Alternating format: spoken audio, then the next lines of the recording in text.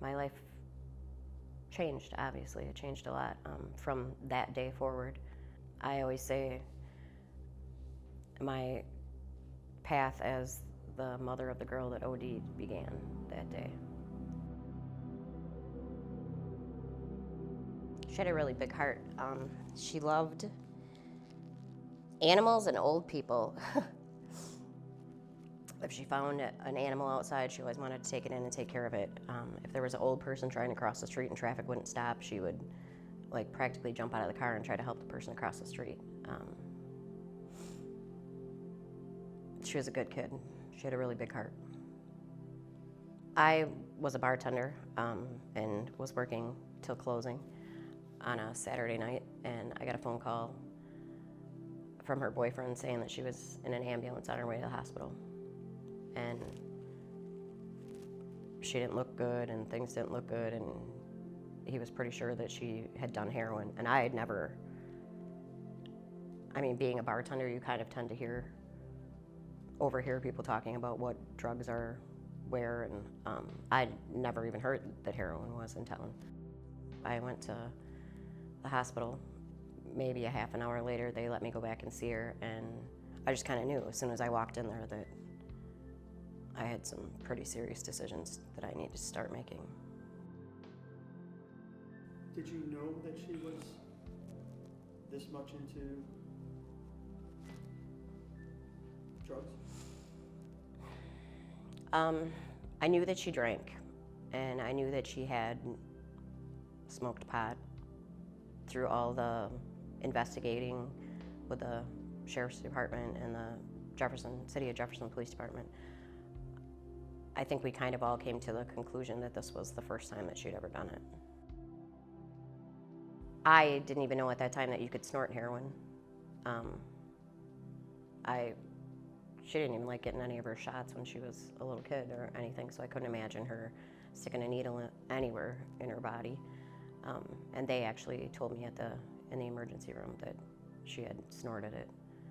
Little suction cups on her head to see if there was any kind of brain waves, and that came back that there was no brain activity.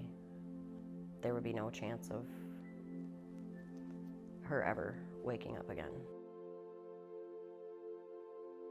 Asked them to send some people from the organ donation in to talk to me, and made the choice to donate her organs.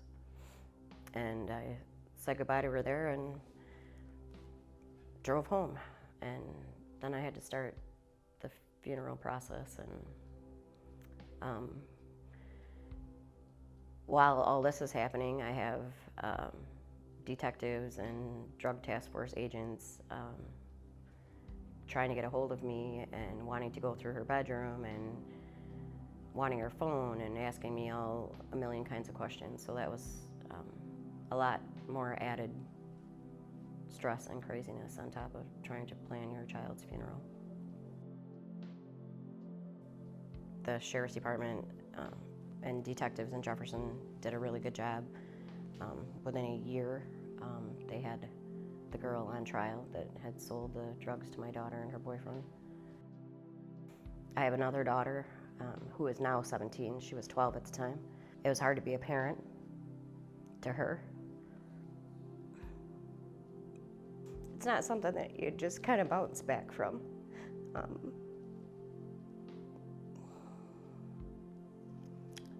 But meeting this group of people and speaking with them has been probably the best therapy that I ever could have gotten.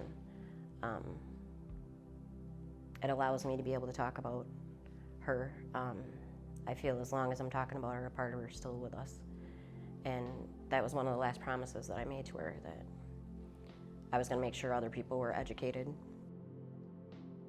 There comes a time when you have to hope that you instilled the best morals and thoughts in your children and hope they make the right choices. And unfortunately, my daughter did not. I think the worst thing, though, as a parent is the guilt, because you feel that you failed. Like, you're supposed to protect your child. And I feel by sharing her story, still being her parent, I'm helping other parents through her, so.